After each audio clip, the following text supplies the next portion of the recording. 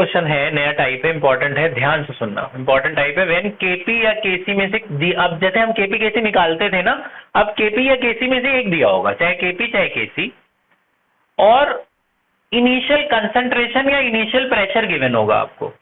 मतलब क्या है कि रिएक्शन इक्विलिब्रियम में नहीं हुई है। जैसे ये पेन है, ये पेन मान लो शुरू में 10 ग्राम का है, इसको हमने बर्न किया, प्रोडक्ट बनेगा, फिर मान लो प्रोडक्ट वापस तोड़ के रिएक्टेंट बनने लग जाए, फिर reactant to product, product to reactant, reaction आगे जा रही है फिर पीछे आ रही है, उसे इक्विलिब्रियम कहते हैं ना। जितनी तेज आगे जा रही है उतनी तेज रिएक्शन पीछे आ रही है, जब बैलेंस हो गई उसे हम इक्विलिब्रियम कहते हैं। यहाँ पे क्या है, इसने बोला आपको initially at time t is equal to 0, t मतलब टाइम, शुरू में प्रेशर गिवन है 0.48 बार। अच्छा, प्रेशर हमेशा गैसियस स्टेज का देते हैं, सॉलिड और लिक्विड का नहीं देंगे।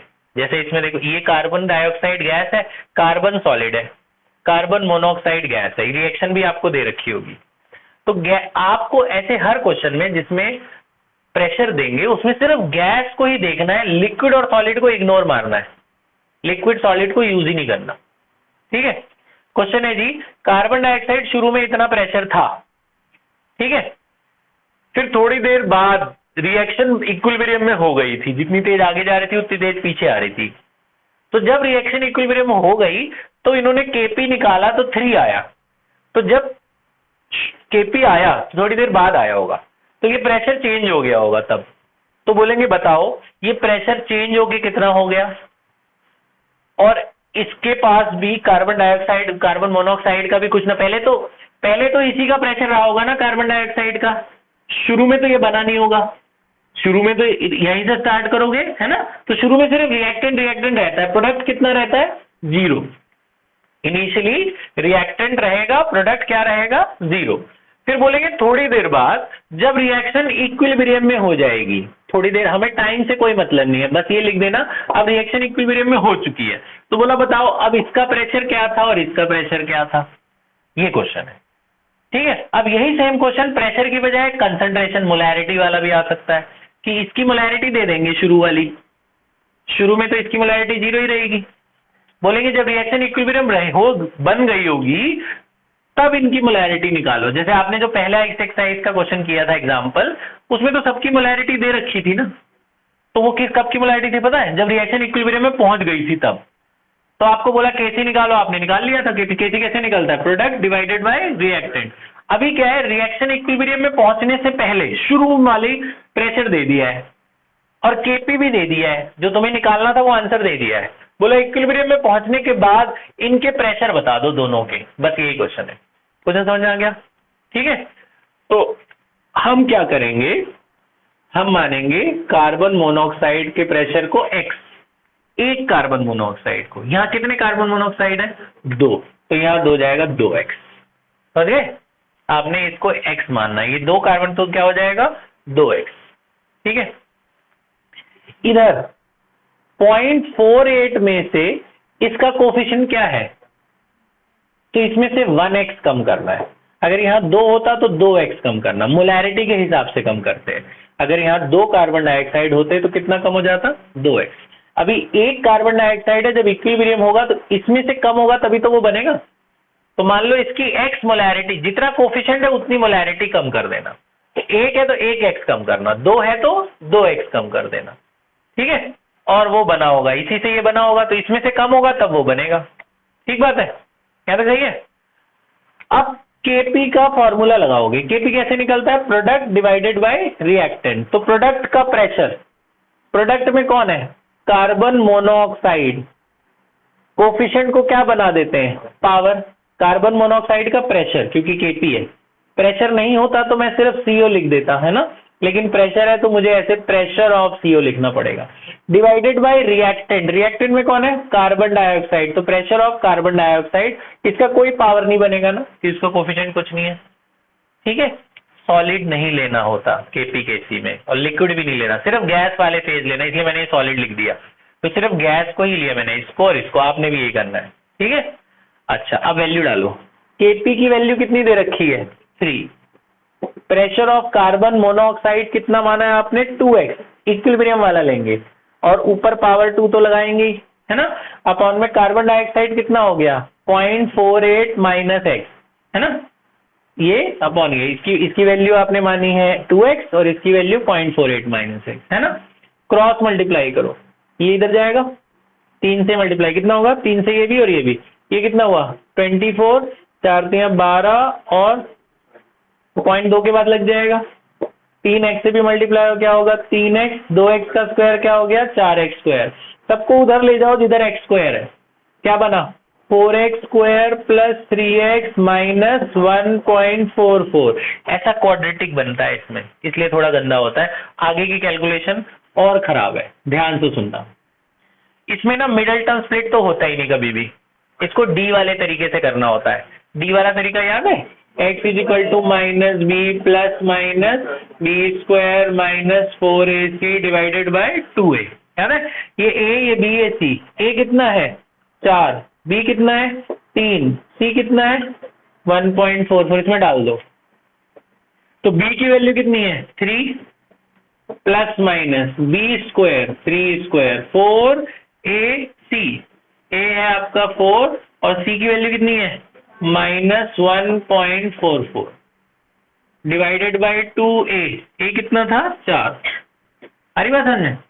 तो फिर इसको सॉल्व करेंगे बेटा, -3 प्लस माइनस 3 का स्क्वायर क्या हुआ 9, ये माइनस माइनस प्लस, ये 16 हो गया, 16 इंटू 1.44 है क्या, ये 16 हो गया इंटू 1.44 है ना। ये मल्टीप्लाई होगा कितना आएगा 16 इंटू 1.44 और प्लस 3 करके बताओ कितना आ रहा है ये 16 इंटू 1.44 प्लस 3, जल्दी से कैलकुलेट करो।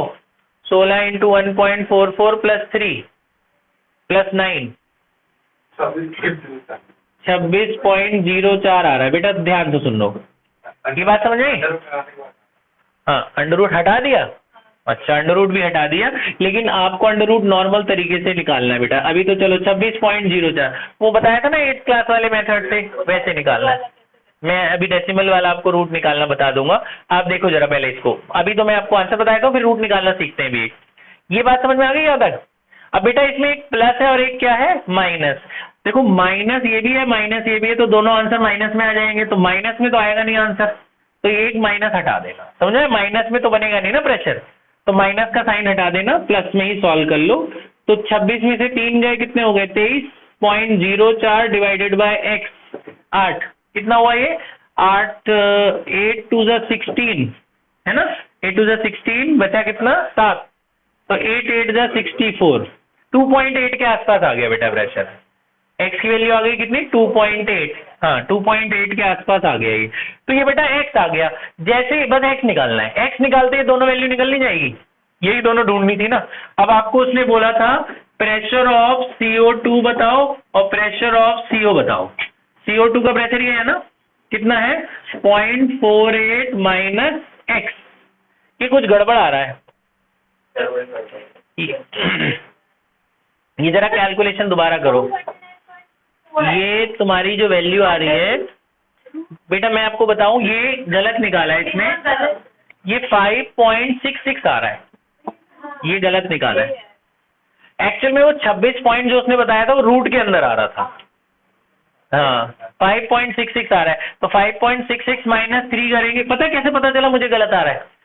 आंसर कितना आया 2.8, शुरू में प्रेशर कितना दिया हुआ था 0.48, तो 0.48 से ही ये बना है, तो ये इससे ज्यादा थोड़ी ना हो जाएगा, समझ रहे हो मेरी बात। तो जो फाइनल आंसर आएगा वो इससे कम ही आएगा ना, शुरू में ही प्रेशर इतना था, बाद में प्रेशर बढ़ थोड़ी ना जाएगा, इसी से बन के वो बना है। रूट में 23.04, हाँ तो 23.04 नहीं आएगा, 25 में ही आएगा कुछ, 26 25 26 में रूट में ठीक था वो 26 पॉइंट कुछ, उसका रूट 5.66 आया, तो 5 माइनस 3 कितना हुआ 2.66 डिवाइडेड बाय 8, तो ये आपका आएगा कुछ 0.33 आया बेटा, अब ठीक आ रहा है। x की वैल्यू कितनी आई 0.33, देखो इससे कम है ना, ये 0.48 से कम है ना 0.33, तो सही आ रहा है, ठीक है।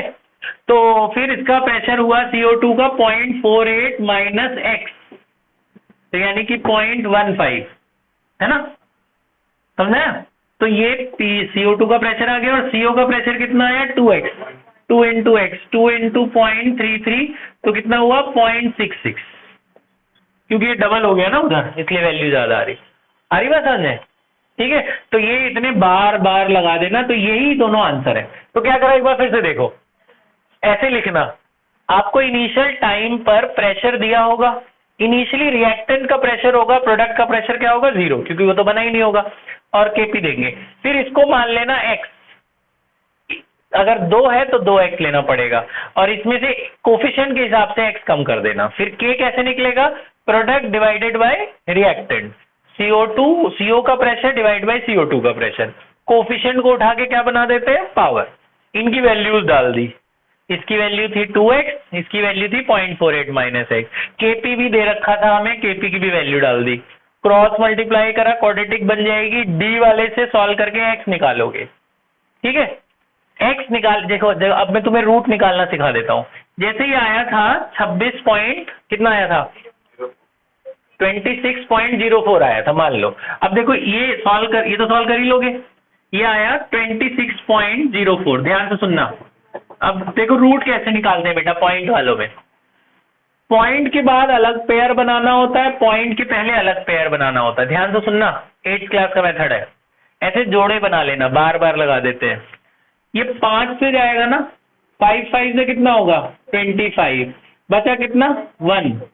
यहाँ पॉइंट लगाओगे तब ये दोनों नंबर उतर आते हैं, पॉइंट के बाद 2 नंबर कॉपी हो जाते हैं। 5 का डबल कितना होगा 10, 10 के आगे ऐसा कोई नंबर लेना है, उसी से मल्टीप्लाई करना ताकि इसके आसपास आए। 2 लेंगे तो ज्यादा हो जाएगा, 1 ही लेना पड़ेगा ना, 1 लेंगे तो 101 हो जाएगा। तो यहाँ 1 लगाना, कितना हो गया 101, यहाँ पे कितना बचा 3। ठीक है, फिर आप ना पॉइंट अगर लग चुका है तो 2 0 लगा सकते हो। फिर इसका डबल यहाँ लिखना होता है, इसका डबल कितना हुआ 102। अब देखो 102 तो अगर नंबर लोगे तो 4 नंबर हो जाएंगे, तो 2 0 और लगा सकते हो, 2 0 एक बार में बढ़ा सकते हो आप। ठीक है, मतलब 102 था ये हमारा, इसका डबल कितना हुआ 102। अब 102 नहीं उसमें लिख, 102 है। अब इसके आगे अगर मैं कोई भी एक नंबर और लेता हूं तो 4 डिजिट का नहीं बन जाएगा, और ये कितने डिजिट का है 3 डिजिट है ना, तो इसके आपको और नंबर बढ़ाने पड़ेंगे ना। तो यहाँ 2 0, जैसे हम लोग नॉर्मल पॉइंट में 1 0 बढ़ाते थे, इसमें 2 0 बढ़ा सकते हैं, यहाँ पे फिर 1 0 एक्स्ट्रा लगाना पड़ेगा। 1 0 अगर वहां लगाओगे तो यहाँ 2 0 लगेंगे। ठीक है, तो वैसे 5.10 बहुत है, जैसे अगर ये पॉइंट के बाद इसका आ रहा है, जैसे 5 पॉइंट इसका 6 आ रहा है, क्योंकि इसने पॉइंट के, अच्छा ये रूट के अंदर कितना है 31.04 है, तो 31.04 का रूट यही निकलेगा। अब देखो मान लो यहाँ 31.04 रहा होगा, ये वाला सॉल्व करके इसका आ रहा है 31, तो अब बताओ रूट इसका निकालना, ऐसे पेयर बनाओगे। अब बताओ किससे जाएगा 5 से, यहाँ देखो 5 से कितना हुआ 25, कितना बचा 6, यहाँ पॉइंट लगेगा, दोनों नंबर कॉपी करोगे 5। अब इसका डबल करके यहाँ लिख देते हैं, 5 का डबल कितना हुआ 10, तो यहाँ हो गया 10, 6 चाहिए तो 5 से जाना पड़ेगा ना, 5 5 25, 5 तो यहाँ 5, तो 5.55 के आसपास आएगा, 5.55 भी चलेगा, समझिए। अगर डेसिमल के आगे या पीछे लाइक 3.04 जैसे 3.04 हुआ रूट में, तो यहाँ ऐसे पेयर बनाना और इसको अकेला ही रखना है, पॉइंट के बाद अलग, इसको सिंगल रखना है, तो 1 से जाएगा, 1 1 जा 1 से होगा, समझ गए। रूट की निकालने की प्रैक्टिस कर लेंगे, बात समझ में आई। तो आप ये वाला एक क्वेश्चन कॉपी करो, और मैं आपको एक ऐसे क्वेश्चंस और दे रहा हूँ, आज ऐसे वाले क्वेश्चंस की प्रैक्टिस करनी है। पॉज कर दे बेटा।